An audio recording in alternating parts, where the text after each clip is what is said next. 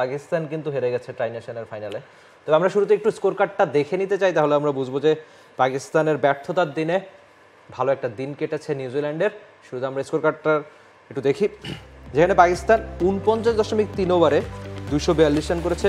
বাবরের ব্যাটে 29, রিজওয়ান 46, সালমান 45। তবে ওই বড় ইনিংস বা 50 বা সেঞ্চুরি কারোরই দেখা নাই। সেক্ষেত্রে আপনি অবশ্যই মিশেল সেন্টনারের কথা বলতে পারবেন, ওরকের কথা বলতে পারবেন, যার নামের সঙ্গে 4টা উইকেট। আর সেন্টার এই কিউই ক্যাপ্টেন 10 ওভারে একটা বাউন্ডারিও হজম করেননি, 40টা ডট বল দিয়েছেন, 60টা বলের মধ্যে মাত্র 20 রান কনসিড করেছেন 10 ওভারে। আর নিউজিল্যান্ড এই রান বেশ ভালোভাবেই তাড়া করে, তাদের কনওয়ে বড় রান করেছেন, উইলিয়ামসন রানে ছিলেন। তবে মিডল অর্ডারে মিচেল দারুণ একটা ইনিংস করেছেন 57, আর টম ল্যাথমের 56 রান। বিশেষ করে দুজনের দারুণ একটা জোটেই কিন্তু নিউজিল্যান্ড জিতেছে। আর পুরো টুর্নামেন্টে কিন্তু নিউজিল্যান্ড একটা ম্যাচও হারেনি। সাউথ আফ্রিকার সঙ্গে দাপুটে ক্রিকেটটা খেলেছে, পাকিস্তানের সঙ্গে দাপুটে খেলে নিশ্চয়ই এমন একটা জয় তাদের এই টুর্নামেন্টের আগে বেশ ভালো একটা মোমেন্টাম দিয়ে দিয়েছে। অবশ্যই আত্মবিশ্বাস সঙ্গী করে তারা মাঠে নামবে চ্যাম্পিয়ন্স ট্রফিতে। এবং এই পাকিস্তানের বিপক্ষে তাদের খেলা আছে, বাংলাদেশের বিপক্ষে আছে, ইন্ডিয়ার বিপক্ষে আছে। আপনি সেন্টারের কথা বলছিলেন যে 40টা ডট বল করেছে, তাহলে স্কোরিং শট তার বলে ছিল 20টা এবং রানও দিয়েছেন তিনি 20টা, কোনো বাউন্ডারি তিনি হজম করেননি। এবং তার এগেইনস্টে রান করা কতটা ডিফিকাল্ট ছিল এই উইকেটে সেটা কিন্তু প্রমাণ পেয়েছে।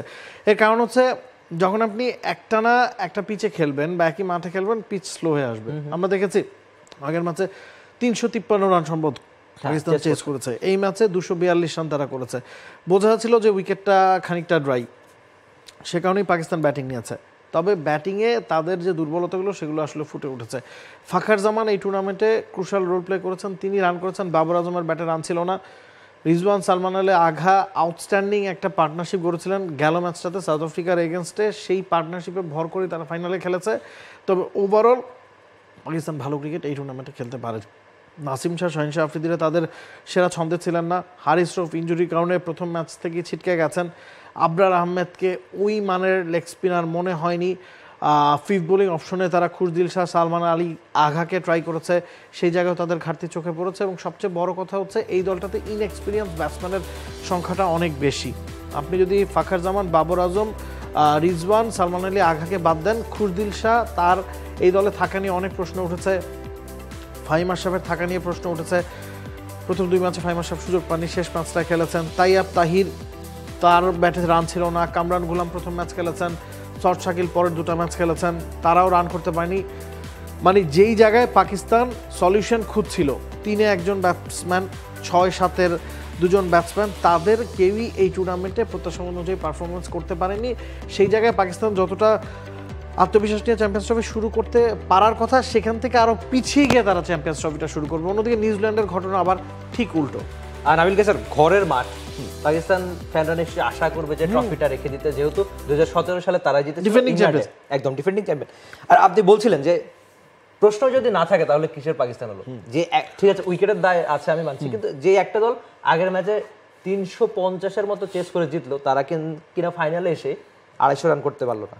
তার মানে ওই যে পাকিস্তান নিয়ে আমরা কথা বলি একদম আনপ্রেডিক্টেবল, সে পাকিস্তানের দেখা মিলেছে। আর নিউজিল্যান্ড নিয়ে বলতে চাই যে ঠিক একই মাঠে কিন্তু তারা পাকিস্তানের সঙ্গে ম্যাচটা খেলে, মানে ওই একই মাঠে তারা ম্যাচটা দিয়ে চ্যাম্পিয়ন্স ট্রফি শুরু করবে। তো তার মানে তারা একদম আত্মবিশ্বাস বা মোমেন্টাম পেয়ে গেছে, সেটা তো বলতে হয়। সচরাচর উপমহাদেশে এসে অস্ট্রেলিয়া, ইংল্যান্ড খাবি খাওয়ার কথা, যদিও সেটা টেস্টে দেখি, কিন্তু ওয়ানডে ক্রিকেট যে একেবারে ভিন্ন বলের ফরম্যাট, সেটা নিউজিল্যান্ড প্রমাণ করেছে। বিশেষ করে এই ট্রাই নেশনটা তো তাদের জন্য একেবারে সোনা। নিউজিল্যান্ডের বোলিং লাইনআপ যদি আপনি দেখেন, আনকোরা পেস ডিপার্টমেন্ট, একদম। বেন সিয়ার্স তো গেল ম্যাচে ইনজুরির কারণে ছিটকে গেছেন, লকি ফার্গুসন ইনজুরির কারণে খেলতে পারছেন না। হ্যাঁ, ট্রেন্ট বোল্ট সাউদিরা এখন আর নাই। আপনার বোলিং আক্রমণের নেতৃত্ব দিচ্ছেন উইলিয়াম ওরুরকে। আমি নিশ্চিতভাবেই বলতে পারি যে খুব বেশি মানুষ হয়তো তাকে চিনেন না। জ্যাকব ডাফিকে শেষ মুহূর্তে দলে ঢোকানো হয়েছে। এরপরে ম্যাট হেনরি অনেকদিন ধরে পারফর্ম করছে, তবে শেষ ম্যাচটা তিনিও আবার খেলেন। তো একেবারে আনকোরা একটা পেস ডিপার্টমেন্ট, তারা যথেষ্ট ভালো পারফর্ম করেছেন। অন্যদিকে যেই পেস ডিপার্টমেন্টের ডমিনেট করার কথা পাকিস্তানের, নাসিম শাহ, শাহিন শাহ আফ্রিদি, হারিস রৌফের ইনজুরির পর থেকে এই দুজনকে কেমন যেন ছন্ন ছাড়া মনে হয়েছে। এই দুজন নতুন বলে বোলিং করেছেন, 10টা ওভার কাটিয়ে দিতে পারলে পরে গিয়ে রান করা ইজি হয়ে গেছে।